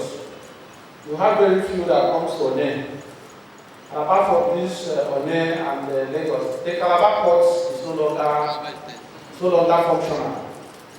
But then, naturally, we also know that for instance, from what I have read, the deep sea ports is deeper than what we have in Lagos and even in Onen. So I think we should also we should look at how to tinker with the constitution so that just like we are doing now with the state police that are now going to the concurrent list, the issue of maritime should also go to the concurrent list. That is number one. Number two is the issue of security. Our security architecture has not taken care of maritime security. And I think that is another major problem. And I will use two cases to address that. Number one is this popular Mekong case in China. And that case has been one of the cases that has given China, and most of the ports in China, major advantage in the maritime industry. That case was a case where some pirates killed some fishermen from China. And the Chinese government decided that they were not going to take it lying low. They pursued the pirates from the South China Sea. They ran to Hong Kong, they pursued them to Hong Kong. They ran from there to even Myanmar. And eventually the Chinese were able to apprehend these pirates. Took them to China, tried them in China, sentenced them to death, executed them immediately. And the issue of piracy within the South China Sea that obstruct the issue of fishing and oil exploration in the South China Sea ended that period. Until today, you don't have it. That is how serious governments operate. And then, of course, the doctor might be aware the case of Said versus the United States. There are shades of cases, we call them the Said shades. Those pirates at the Gulf of Aden that have been troubling the Somali waters. And the Americans didn't have to wait for them. The Europeans didn't have to wait for us in Africa. Because obviously they know that in Africa we will not do anything. We don't even have the capacity. And I think that's the capacity we are building here. What they did was to deploy Marines to the Gulf of Somalia. And they apprehended majority of those pirates that have been troubling that area. I think around 2015 or thereabout, the issue of piracy in the Gulf of Aden, the Gulf of Somalia was so high. So they apprehended many of them. It's my time of okay, just a minute around. They apprehended so many of them, took them to the United States, tried them under American law. Because that is the area international law has been completed, whether you try them under American law. But I think they rely more on UNCLOS, the provisions of UNCLOS, under the universal jurisdiction, and tried most of them, sent them to the United States. They didn't have this discipline. Got most of them, tried them under UNCLOS. But you see, the pirates here in this our own area, they have been operating, and no serious businessman will come when you have insecurity within your maritime domain, and you are not doing anything, and they just operate freely. You remember some few months or years ago, the Lagos, there was a ship anchored in Apapa. Pirates entered the ship on our own soil, robbed people there, and I think it was when they were running that some of them were arrested. So some of the issue of security should also be very important, especially in the Niger Delta area. Thank you very much, Chairman. Let me know. Thank you very much, the chairman of today's session and the erudite the presentation. My own contribution is to the MBA Eket bar. We have heard all what the guest lecturer said in respect of maritime law. Maritime law is my baby because I studied maritime law in the UK. And Prof, we have where we normally meet, as per those who studied maritime law. As a matter of fact, I'm lecturing in the school, we didn't mention that. That's off record anyway. The point I'm making is, I want to make Marine and Ocean Academy. Marine and Ocean Academy, right? Yes. Now, the maritime, the Blue Sea is, will I say, in Akwa Ibom State, waiting for maybe some documentation or so. Now, the ban, to be intentional, those in Lagos do not wait for anybody. They are very, very, very intentional. And it's like a cartel, that they don't even want you to come in. Yes, because they want to take the brief off you. Now, so what you do, I'm just giving you as a teaser, because I was born and bred in Lagos, so I know how they operate. The bar can pick 2 young lawyers, and sponsor them to the UK to go and study maritime law, international trade, maritime law. And when they come back, they will become the capacity that we are trying to build here, And you can push them into those who already have the practice experience, as mentees. The likes of doctor will mentor them. The school is already there. And with that, these 2 lawyers can, grow tentacles. Even the elderly ones, because most lawyers don't like change. They just want to be in their own quiet, They don't want anything changed. What are they talking about maritime law? Let them not come and take my client. They will take your clients from you. Because it is digitalization that we're talking about now. And, the governor will look at who has knowledge. So the best thing is train your members. Let them be intentional and wait. Once the maritime, once the blue economy, it has started already. People are already engaged in strategic position. So that it won't be every time they bring the likes of, I don't want to mention names, bringing them from Lagos to come, as if we don't have them here. We have them, but it's just that you have to specialize. It is called specialization. Don't be jack of all trades and master of none. Specialize in one field so that when they call you, they know that this is your turf, just like Dr. Eket is doing. Thank you very much. He said something which I entirely agree with him. He said how our, partners with fishermen, not only that, our uncles, our elder brothers, but also those of us from this area. I am from in my village. I would say, let's say 60 to 70% of people there were fishermen living outside the village, go to Ipono, those axes and all. So you see them and you find out that then people were happy because they had something doing. And but if you go there now, you don't find, in fact, you see poverty everywhere. Why? Because these things are no longer happening. And you also ask why. One of the things I found out to be the reason for that is that these days you hear people going to, that people are going to high sea for fishing, but after spending almost a whole day or more, they will come back without anything. And you ask myself why. I remember when I was a very young boy, I used to eat fresh fish, but now, you don't go to the market, even the markets here, you won't find those fish to buy. And over that school years back, when you go to Ibadan, you will see fishermen from other countries, like Ghana and other places, doing job. And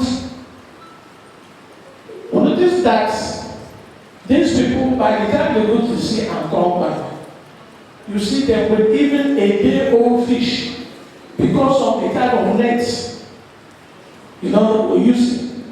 And so because of that, these fishes that, do no longer grow again for for people to want to get this fish and bring them back for this. And so that increases food poverty. So my question is, because if you look at the topic, it is unlocking Nigeria's. This question is directed to who, please? To the speakers. It says Nigeria's blue economy, the strategic role of maritime law in national law. Now the question is there no law regulating the activities of fishermen, especially those people coming from outside Nigeria?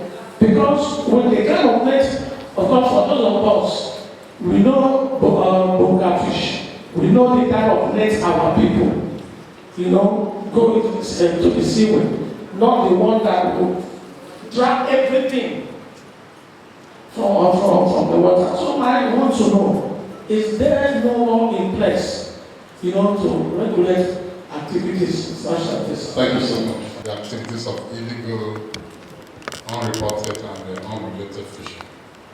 The United Nations Convention on the Law of the Sea prohibits illegal fishing. As a matter of fact, the nets that are used for fishing are regulated by international law. That is why when the Chinese come, they employ nets that are not approved by international law. You are not expected to drag the seafloor. You are not expected to catch little fishes. It's part of the action of things that have been prohibited. There are laws. UNCLOS prohibits unlawful fishing.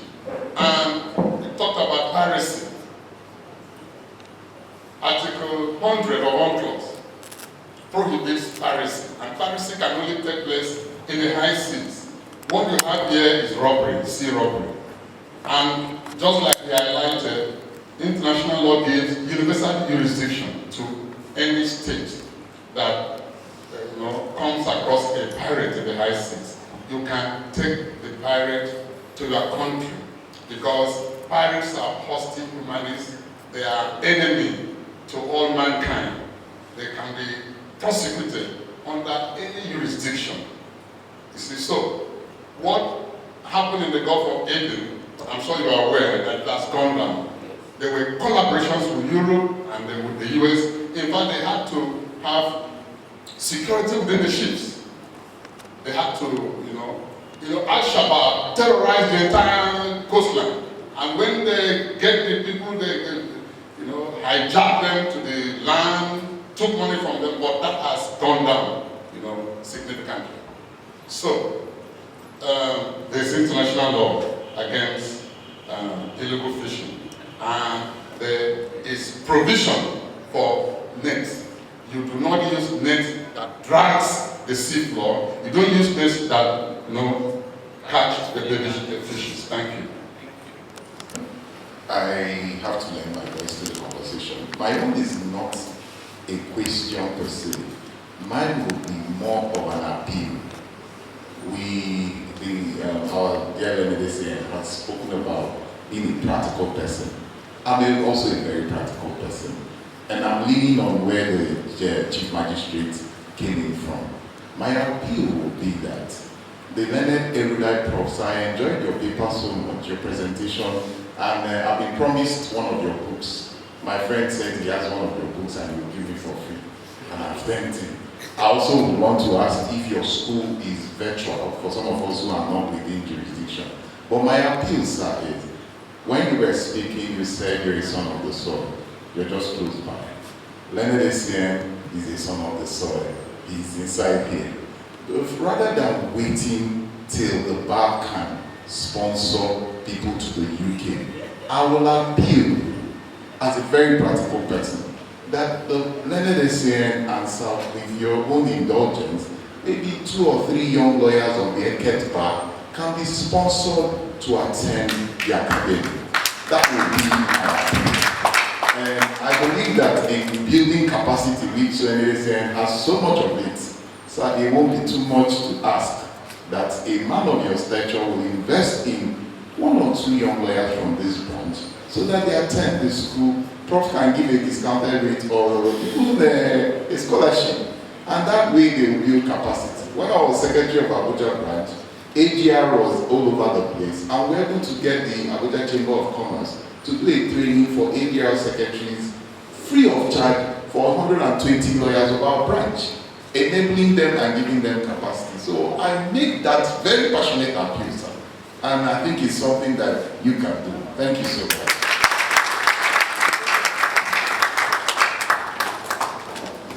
Yes.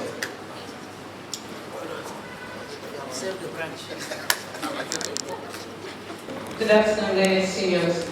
My name is Abasi Ono Mufon, and I'm really privileged to be here. So, straight to at first I had a question, but the Chief Magistrate answered that question in her comment. So, I'm just going to make a comment. The learned seal talked about low-hanging fruit, but I think he talked about it in general. But I want to narrow it down to the lawyers, and especially young lawyers. When Doctor was talking, he said that in most universities, we are not taught maritime law and most of the emerging areas of law currently. So I want to ask, I want to make this comment. What is the entry point? For example, if for most young lawyers, when we come in, the very first thing that we learn how to do is CAC and company registration and every other thing. But what is the entry point for someone who is interested in maritime law? How do you get into this position? How do you get into this knowledge? How do you position yourself to be an authority in maritime law? And then the low-hanging fruits that our learned CEO talked about. When we talk about maritime law, we talk about the ships, but we need to come down that people are the ones running these ships. There are contracts, there are employment, there are other things, there are people supplying these ships. And I know this because I am married to a seafarer. And I know I have an idea of the way their employment, their terms of employment is very unfair, to be sincere. In Nigeria, the terms of employment is very unfair to the seafarers. And then the working conditions that they face, the seaworthiness of the vessels, anything goes, honestly. And then you have situations where these vessels go into sea and they have accidents, or, for example, sometimes my husband tells me that, oh my God, there is no air conditioner. We are staying 24 hours without air condition, without water.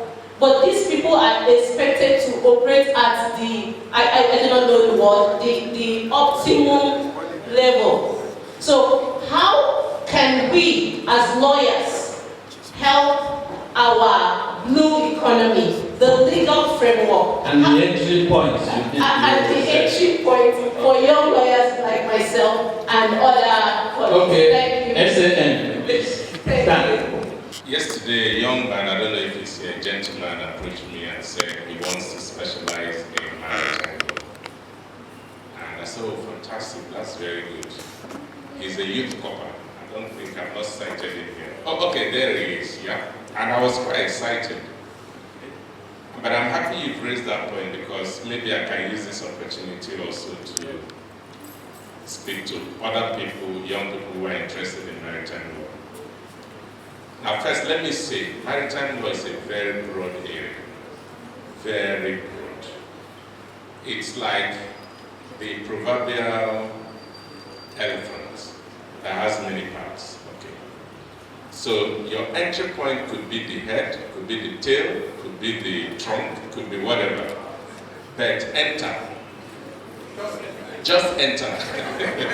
When you enter, you discover that, oh, this is the tail, there is a trunk. In my own case, it was by accident, to be honest. I had never heard of maritime law, and I was already 8 years at the bar. And then I went to Mr. Bakuba to look for a job. And he said, can you do maritime law? I said, what's that? He said, you don't know maritime law? I said, I'm sorry, sir, I don't know. So he employed me, and for 6 years after that, I was doing mainly maritime. But I discovered that that was mostly admiralty. which is just an aspect of maritime. Admiralty is basically the litigation, arrest of vessels. Prof talk about that, and all of that. Then I went and did a master's program in maritime. That was when my horizon broadened. And I was introduced to the broader aspects of maritime, from international conventions to local laws and regulations, ports, admiralty again, and all of that. And then connecting maritime to commercial law, because maritime is also part of commercial law, connecting all of that. So I had that blessing. When I joined Templars, I now came with my maritime experience. But in Templars, I do more of maritime transactions than admiralty, sale of ships, mortgage of vessels, ship transaction, ship building. I've traveled out of the country to negotiate building of very large vessels, delivery and all of that. But I had to enter from one point. The start-off point is interest. And those of you, every young lawyer here has smartphone. All you need to do is Google maritime law and start to read. When you read, you discover areas of interest. Prof is here, he has an institute. I am here, I have an office. You can even say, I want to go and do internship, either in the institute or, in my case, in my office. We have internship opportunities in Templars. You can come do 1 month, 2 months, just to learn, and you leave. But we need to do something, so that's why, at the end of the day, you want to be sure that you're not packing on a tree and you don't know if, like those who tap palm wine, the technology of tapping palm wine, you cut the tree and then you go home. Then the next morning you come and the palm wine tree, the palm wine cup will be full. You don't want to back on that, you go home and then come back, there's no palm wine for you. So that is where people like Prof and I come in, people like the Chief Magistrate comes in, people like the government comes in. The other day, I think this year, either early this year or late last year, the Ministry of Justice, the Attorney General and Commissioner for Justice organized a capacity building workshop. And that capacity building workshop was intended to expose Akwa Ibom lawyers, especially those in the Ministry of Justice, to specialized areas of law. A, to ignite their interest, then B, to get them to take an action. So there were different areas of specialization. Aviation was one of them because of the airport. Maritime, which I was called to speak on, was the other one because of the Ibom deep seaport. So there are opportunities like that, but this is something I've been thinking and I have to think about it. For young lawyers, especially those in Eket and all, we have to find a way to organize free capacity building workshops for them. At least introduce them to the rudiments of maritime.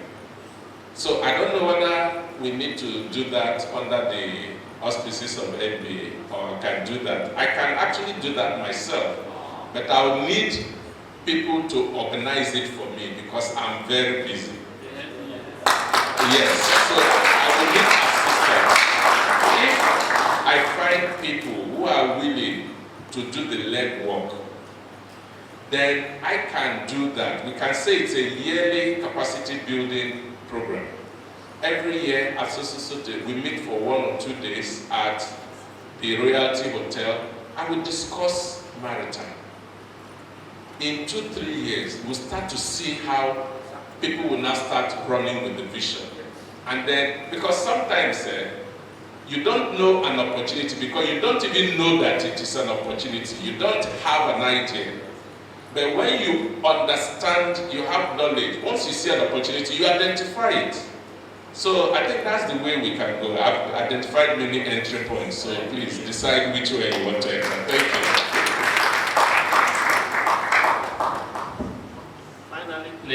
Finally, Chief Magistrate Esther. So, like question and comments.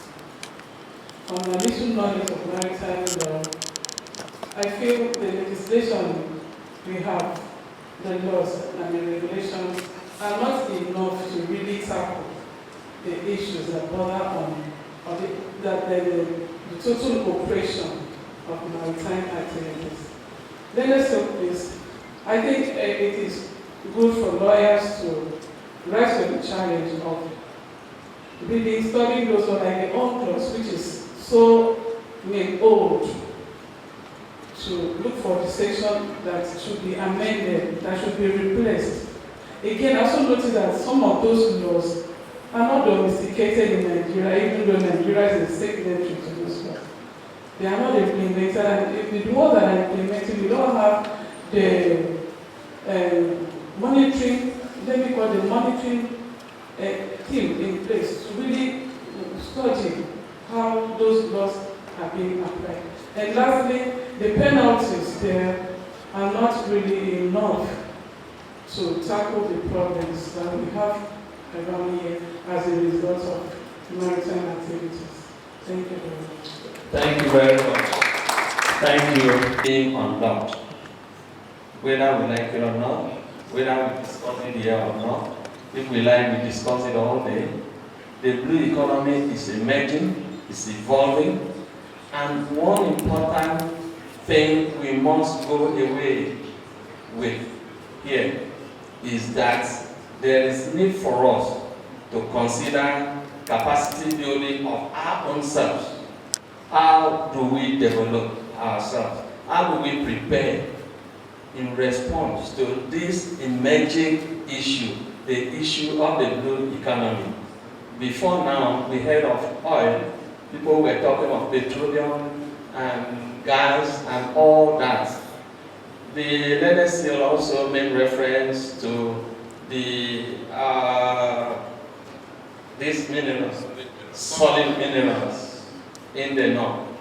Meanwhile, we are of the Niger Delta region of Nigeria, and the blue economy is the way to go now.